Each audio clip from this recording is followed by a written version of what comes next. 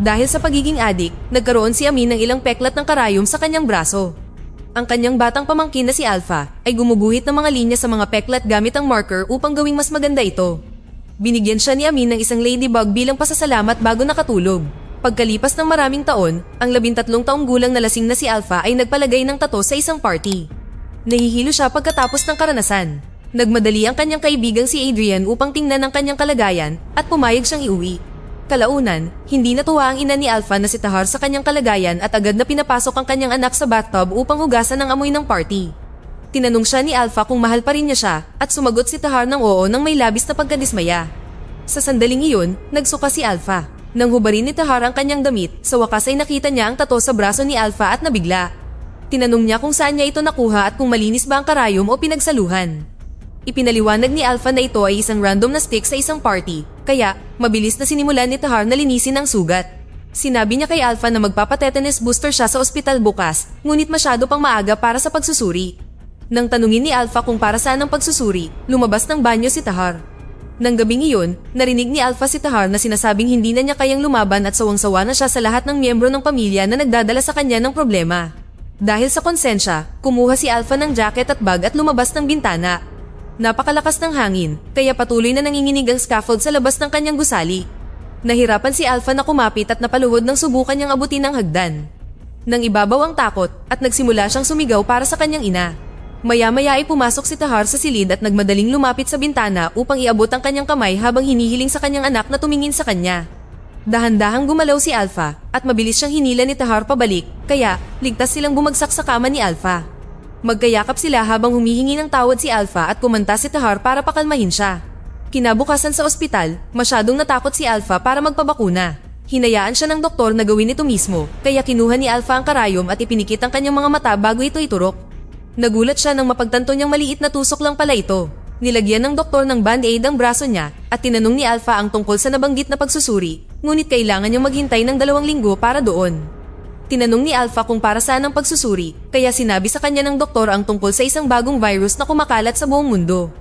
Isang flashback ang nagpapakita kay Tahar na nagtatrabaho bilang isang doktor.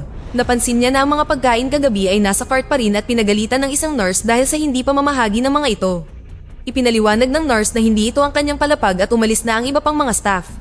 Ginagawa niya ang lahat ng kanyang makakaya upang matulungan ng mga pasyente, ngunit limitado lamang ang kanyang magagawa ng mag-isa. Pagkatapos ay nagpa siya si Tahar na maghatid ng mga pagkain ng mag-isa.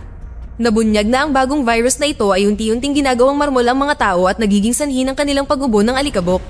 Sa huling kama sa ward, ang katawan ng isang lalaki ay tuluyang nagbago at siya ay patay na.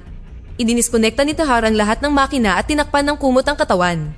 Sa kasalukuyan, pumasok si Alpha sa paaralan pagkatapos ng pagbisita sa ospital at nahuli sa kanyang English class. Nangangati ang sugat niya na may tato dahil may impeksyon, kaya kinamot niya ito sa benda. Habang tinatalakay ang aralin, isang estudyante ang nakipagtalo sa guro at hinamak siya dahil sa pagiging bakla. Sinabi ng guro na mag-uusap sila pagkatapos ng klase at hiningi kay Alpha ang kanyang late sleep. Nang ibigay niya ito sa guro, tumulo ang dugo ni Alpha sa mga gamit ng guro. Nagsimulang magtsismisan ng klase tungkol dito, ngunit hindi ito napansin ng guro at tinanong ang interpretasyon ni Alpha sa libro. Natuwa ang guro nang marinig na may malalim siyang sasabihin, ngunit naputol ang sandali nang sa wakas ay ituro ng ibang mga estudyante na patuloy na dumudugo ang tato ni Alpha. Pinapunta siya ng guro sa nurse at kinuha ni Alpha ang mga gamit niya mula sa kanyang mesa, ngunit lumayo sa kanya ang ibang mga kabataan. Sinundan ni Adrian si Alpha at nauwi sila sa paninigarilyo sa banyo. Hindi niya maintindihan kung bakit patuloy na dumudugo ang tato, ngunit binaliwala ni Alpha ang kanyang mga alalahanin. Bigla, may narinig siyang sumisipol at isinara ang pinto pagkatapos itapon ng sigarilyo, bagamat walang narinig si Adrian at iniisip na nag-i-imagine siya ng mga bagay-bagay. Awkward silang nakatitig sa isa't isa at biglang nagsimulang maghalikan. Nang hawakan ni Adrian ang kanyang pribadong parte, pinigilan niya ito at sinabing hindi nila gagawin ang kanilang unang karanasan sa isang maruming banyo. Nahiya si Adrian at tumalikod upang umihi. Pag-uwi ni Alpha, natakot siya dahil nakita niyang may mga bagay na gumagalaw at magulo sa opisina ni Tahar. Bigla siyang nakarinig ng ingay at sinundan ito para lang matagpuan si Amin sa kanyang kwarto. Matagal na niya itong hindi nakikita, kaya hindi niya ito nakilala at tumakbo upang magtago sa kusina. Hinanap siya ni Amin, kaya kumuha si Alpha ng kutsilyo upang ipagtanggol ang sarili. Iniisip pa rin na isa itong nanghihimasok. Ipinaliwanag niya na siya ang kanyang tiyuhin at binanggit ang mga pangalan ng kanyang mga lolo't lola upang patunayan ito. Hindi pa rin siya pinagkakatiwalaan ni Alpha at pinagbantaan siya gamit ang kutsilyo ng tangkain nitong kumuha ng pagkain. Ikinwento ni Amin sa kanya ang tungkol sa mga pagkakataong inalagaan niya siya at dinala sa dalampasigan, ngunit hindi pa rin maalala ni Alpha at nagtataka kung bakit nanginginig ang kanyang katawan. Dahil sa pagkadismaya, kinuha na lang ni Amin ang kutsilyo mula sa kanyang kamay at pumunta sa sala upang manood ng TV. Sinundan siya muli ni Alpha na may dalang kutsilyo at itinutok ito sa kanya hanggang sa dumating si Tahar at kinumpirma na ang lalaking ito ay kanyang kapatid. Humingi ng tawad si Tahar dahil hindi niya sinabi kay Alpha na titira ang kanyang tiyuhin sa kanila sa pag-aakalang makikilala niya ito. Sinabihan niya si Alpha na batiin siya ng halik, ngunit tumanggi siya, kaya pinilit siya ni Tahar na gawin ito habang ipinapaalala niya sa kanya ang kanyang mga asal. Pagkatapos ay nagreklamo si Alpha tungkol sa isang lalaking natutulog sa kanyang kwarto, ngunit tumanggi si Tahar na patulugin siya sa sofa. Sinabi niya na maaaring matulog si Alpha sa kanya, dahilan para tumakbo siya palabas ng kwarto. Pinagtawanan ng magkapatid ang kanyang rebelding ugali. Isa pang flashback ang nagpapakita kay Tahar na pauwi mula sa trabaho at natagpuan si Amin na walang malay sa hagdan. Kinaladkad niya ito papunta sa apartment at sinimulang mag-chest compressions habang binubuhusan ng tubig ng kanyang ina ang buong katawan nito. Iniisip ng kanyang ina na hinaharangan ng pulang hangin ang kanyang paghinga at binuhusan ng tubig ang kanyang mukha, kaya itinulak siya ni Tahar palayo at pinagsabihan siya dahil sa paniniwala sa isang lumang kwento dahil maaaring malunod siya ng tubig. Hindi nagtagal ay pumasok ang pinsan ni Alpha sa silid upang iuwi ang matandang babae at ipinaliwanag na itinapon niya lahat ng karayom ni Amin kanina, kaya malamang ay iba ang ginamit niya. Pagkatapos ng ilang minutong pagdiin sa dibdib, sa wakas ay nagising si Amin. Sa kasalukuyan, nasa ospital si Alpha at naghihintay na magpasuri. Nagulat siya nang makitang dumating ang kanyang guro sa Ingles kasama ang kasintahan nito na ang katawan ay kalahating marmol. Hindi tumigil si Alpha sa pagtitig sa kanya, kaya lumipat ang mga lalaki sa ibang upuan. Dahil nakatitig pa rin si Alpha, tinanong ng may sakit na lalaki kung ano ang problema niya. Sinabi ni Alpha na maganda siya, na ikinatawa niya. Kinabukasan sa paaralan, malakas na inihagis ng kasintahan ni Adrian ang bola kay Alpha para lang harasin siya. Nang ihagis pabalik ni Alpha ang bola at nasalo ito ng babae, nag-iwan ng mantsa ng dugo ang bola sa kanyang braso. Napagtanto ni Alpha na dumudugo na naman siya at sinubukang itago ito, ngunit sinabihan siya ng guro na magpahinga at kinuha ang bola gamit ang isang tuwalya bago itinapon sa basurahan. Pagkatapos, tinanong ni Alpha si Adrian kung alam ba ng kasintahan niya ang tungkol sa kanila, ngunit sinabi niyang hindi. Nagtanong siya kay Alpha tungkol sa sugat nito, nag-aalala na kung may sakit siya, baka naipasa na ito sa kanya. Hindi tumitigil si Adrian sa pang-iistorbo sa kanya, kaya't napuno si Alpha at lumabas ng klase. Maya-maya, nasa kotse na ang pamilya at sinubukan ni Amin na kumonekta kay Alpha, ngunit nainis lang siya sa kanya. Pagdating nila sa gusali ng ina ni Tahar, may nakita silang dalawang adik sa hagdan. Sinabihan sila ni Tahar na layuan ang kanyang kapatid at patuloy na naglakad ang tatlo habang hindi pinapansin ang mga karayom sa sahig. Nasa apartment ang buong pamilya at naghahanda para sa tanghalian. Ang lola ni Alpha ay isang katutubong babae at nagsasalita sa kanyang katutubong wika, kaya hindi siya naintindihan ni Alpha. Masigla ang kainan at sa isang punto, nagsimulang kumanta si Tahar kasama ang kanyang mga kapatid na babae, ngunit awkward ito para kay Alpha. Nang magambala ang lahat, palihim na pumasok si Amin sa kwarto, ngunit napansin ito ni Tahar at hinabol siya. Nag-alala si Alpha at nagpasya na sundan din sila para lamang makita si Amin sa sahig dahil nagkonsumo na naman ito at binibigyan siya ni Tahar ng injection para mabuhay. Nang makita niya ang kanyang anak, mabilis niyang isinara ang pinto. Di nagtagal, hinanap sila ng lola, kaya sinabi sa kanya ni Alpha na natutulog sila at hindi dapat gisingin. Gumawa ng gesture ang matandang babae sa mukha ni Alpha upang basbasan siya bago niyakap. Isa pang flashback ang nagpapakita ng isang pulutong na nagpoprotesta sa labas ng ospital at nahihirapan ng gwardya na kontrolin sila. Nang dumating si Tahar upang tingnan kung ano ang nangyayari, ipinaliwanag ng gwardya na sinabi ng direktor na wala ng bakante, kaya hindi na sila maaaring tumanggap ng iba pang mga pasyente. Sinunggaban ng mga tao si Tahar at pinilit siyang tingnan ng mga taong nagiging marmol. Pumayag si Tahar na makipagsapalaran sa pamamagitan ng pagpapapasok sa mga may sakit, ngunit ang kanilang mga mahal sa buhay ay kailangang maghintay sa labas. Sa kasalukuyan, si Alpha ay nasa locker room at naghahanda para sa kanyang klase sa paglangoy, ngunit hinarangan ng kanyang mga kaklase ang pinto at hindi siya pinapalabas. Tinawag nila siyang may sakit at sinabing nakakahawa siya, ngunit itinanggi ito ni Alpha at dinilaan ang kanilang mga mukha upang sa wakas ay makalusot siya. Isa pang batang babae ang naghihintay, kaya dinuraan siya ni Alpha. Pagkatapos, sinubukan ni Alpha na magsaya sa pool, ngunit patuloy siyang itinutulak ng kanyang mga kaklase sa ilalim ng tubig upang harasin siya. Sinubukan ni Alpha na lumaban, at pagkatapos ng maraming pagpupumiglas, nagawa niyang makawala mula sa pagkakahawak ng ibang babae at lumangoy palayo. Dahil paulit-ulit siyang lumilingon para bantayan ng mga nang-aapi sa kanya, hindi niya nakita ang pader at tumama ang ulo niya rito, dahilan para magdugo siya muli. Naging pula ang tubig sa paligid niya at lahat ng ibang mga bata ay sumigaw habang nagmamadaling makaahon sa pool. Nang gabing iyon, hindi makatulog si Alpha dahil patuloy na nanginginig at umuungol si Amin sa sakit. Tinakpan niya ito ng kumot at hinimas ang katawan nito para subukang tulungan siya, ngunit hindi ito gumana. Sinabi ni Alpha na tatawagin niya si Tahar, ngunit hindi siya pinayagang umalis ni Amin at sumandal sa kanya, tahimik na humihingi ng yakap. Nang aluhin siya ni Alpha, nagsimula itong umiyak at di nagtagal ay napaiyak na rin siya. Pagkatapos ay pumunta si Alpha sa opisina ni Tahar at doon umiyak hanggang sa makatulog. Maya-maya, ipinatawag si Tahar sa paaralan para pag-usapan ang sitwasyon ni Alpha. Bago pumunta sa opisina ng punong guro, pinaalalahanan niya ang kanyang anak na huwag sabihin kahit kanino ang tungkol kay Amin. Sinabi ni Tahar sa punong guro na normal lang ang pagdurugo pagkatapos ng mga pagsusuri, ngunit ipinaliwanag niya na natatakot ang mga estudyante na mahawa at ginagambala siya ng mga magulang tungkol dito. Gusto niyang makita ang mga resulta ng pagsusuri kapag handa na ang mga ito at na-offend si Tahar, sinabing maayos naman ang lahat. Hindi niya pinansin si Alpha nang sabihin niyang papatayin nila siya kung mananatili siya. Nang oras na para sa klase sa Ingles, walang natuwa na makita ang kanilang guro, ngunit napansin ni Alpha na umiiyak ito. Sinubukan niyang simulan ng klase ng normal, ngunit nauwi siya sa breakdown na nagpapahiwatig na patay na ang kanyang kasintahan. Sa ospital, nakita ni Tahar na negatibo ang mga pagsusuri kay Alpha. Gayunpaman, nag-aalala siya na baka masyadong maaga nila siyang nasuri at gusto niyang gawin itong muli, hindi pinansin ng ibang doktor nang sabihin niyang nag-overreact lang siya. Pumunta si Alpha sa ospital pagkatapos ng klase at nagpasya si Tahar na siya mismo ang susuri sa kanya. Nagsimulang umubo si Alpha at parang hindi siya makahinga habang nangingibabaw ang takot sa kanyang isipan, ibig sabihin ay nagkakaroon siya ng panic attack. Pinahiga siya ni Tahar at sinubukang panatilihing kalmado, ngunit nagulat siya nang may lumabas sa lobby ni Alpha. Mabuti na lang at laway lang iyon, hindi alikabok. Pagkatapos, inanunsyo ni Tahar na mananatili si Alpha sa ospital buong araw para sa obserbasyon. Kinagabihan, ginugol ni Tahar ang kanyang mga oras sa pag-aaral sa bagong sakit. Muntik na siyang makatulog, ngunit pinanatili niyang gising ang kanyang sarili sa pamamagitan ng pagtusok ng kutsilyo. Nagtamo ang kanyang daliri ng isang maliit na sugat na nagpagising sa kanya mula sa kanyang pagkatulala. Pagkatapos, tiningnan niya ang kanyang pamilya at natuklasan na hindi sila makatulog. Halos magkatulad sila kaya pareho ang pagdalaw nila sa kanilang mga kama. Naupo si Tahar sa tabi ng kanyang anak at tinusok ang daliri nito ng karayom.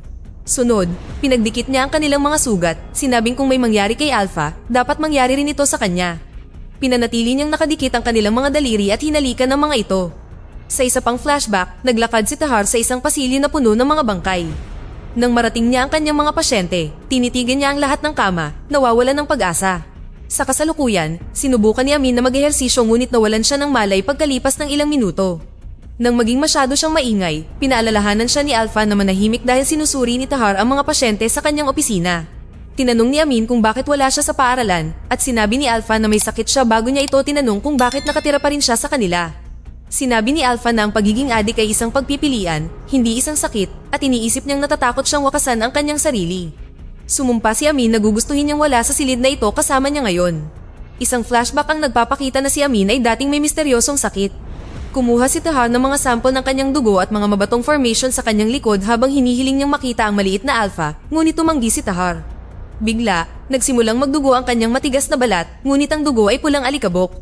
Nang subukang kumuha si Tahar ng bagong sample, nadurog ang mabatong balat at napasigaw si Amin sa sakit. Mabilis na binendahan ni Tahar ang kanyang likod upang subukang panatilihin ito sa isang lugar, ngunit sinabi ni Amin na huli na ang lahat.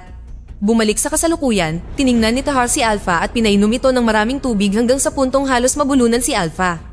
Pagkatapos ay nagsimulang magsalita si Amin sa wika ng kanyang ina, pinagsabihan si Tahar dahil sa paggamit ng tubig tulad ng ginagawa ng kanilang ina para sa pulang hangin. Sa tingin niya ay hindi magandang bagay na ang isang ateistang doktor ay naniniwala sa mga pamahiin. Nagsimulang magtalo ang magkapatid habang walang maintindihan si Alpha. Nagalit si Amin at sinabing ito ay nagpaalala lamang sa kanya ng pagkakataong sinubukan siyang lunurin ng sarili niyang pamilya. Naintindihan ni Alpha ang mga salitang Red Demon mula kay Amin at pinagbantaan siya ni Tahar na palalayasin kung patuloy siyang magsasalita tungkol dito. Galit na galit, sinubukan ni Amin na umalis ng kusa, ngunit pinigilan siya ni Tahar, nagtataka kung bakit biglang nag-aalala siya sa kanyang kinabukasan. Tinanong ni Alpha ang kanyang ina kung bakit hindi pinapayagang umalis si Amin at sinigawan siya ni Tahar, sinabing sawa na rin siyang laging napapasama sa gulo si Alpha. Galit na sinabihan siya ni Alpha na umalis na lang sa kanyang kwarto, kaya lumabas si Tahar at nilock ang pinto.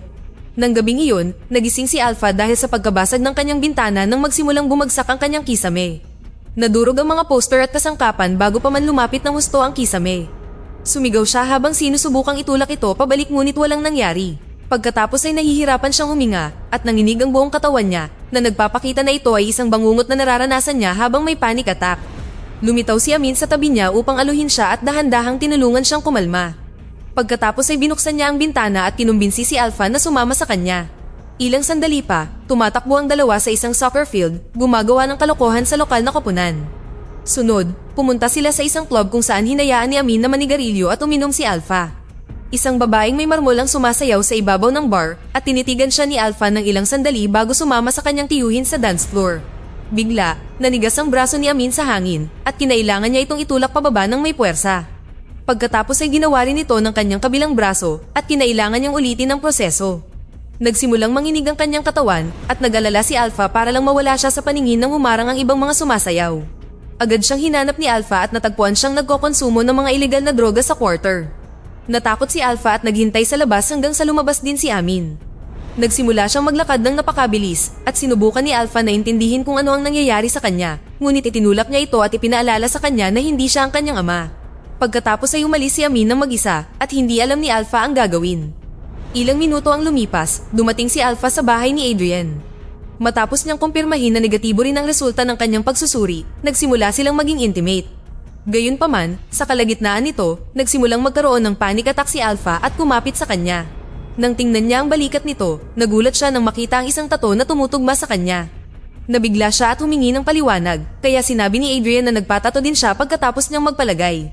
Hindi siya nagsalita dahil natatakot siyang baka magkasakit siya dahil sa pagsasalo sa iisang karayom at ayaw niyang guluhin din siya ng kanyang mga kaklase. Humingi ng paumanhin si Adrian sa hindi pagsuporta sa kanya, ngunit umalis pa rin si Alpha. Sa isang flashback, si Tahar ay nasa kalagitnaan ng kanyang night shift at tumawag sa bahay, ngunit walang sumasagot. Pagkatapos ay tinawagan niya ang kanyang ina at tinanong kung may balita ba mula kay Amin na dapat sana ay nag-aalaga kay Alpha. Hindi sang-ayon ng kanyang ina na kasama ni Amin ang bata, ngunit sumumpa si Tahar na mas maayos na siya ngayon. Sa kasalukuyan, sumakay si Alpha ng bus at natagpuan si Amin. Inamin ni Alpha na natatakot siyang magkasakit at tiniyak sa kanya ng lalaki na hindi naman dahil kung gayon ay naging marmol na sana siya ngayon. Pagkatapos, hiniling ni Amin kay Alpha na huwag siyang gisingin kung sakaling makatulog siya. Bumaba sila ng bus at sinabihan ni Amin si Alpha na maghintay habang bumibili ito ng gamot para maibsan ang epekto ng kinonsumo niya. Nakatitig si Alpha sa dagat hanggang sa makarinig siya ng ingay. Lumingon siya at nakita si Amin na tinuturokan ng braso nito. Nataranta siya at tumakbo sa pinakamalapit na hotel para humingi ng tulong sa isang matanda. Sa flashback, mabilis na nagmaneho si Tahar hanggang sa makarating siya sa isang hotel kung saan niya nadatnan si Alpha na natutulog at si Amin na nagkokonsumo. Sinigawan niya ito at sinampal, dahilan para umiyak ang kanyang anak. Dinala niya ito sa banyo at inalo bago hiniling na maghintay doon. Pagkatapos ay kinausap ni Tahar si Amin nang hindi alam na minamanmanan sila ni Alpha. Nagsimula silang magtalo at inamin ni Amin na ayaw niyang mapunta sa ospital tulad ng ibang mga taong may marble disease. Gusto niyang tumira kasama si Tahar, ngunit tumanggi ito dahil ayaw niya siyang lumapit kay Alpha.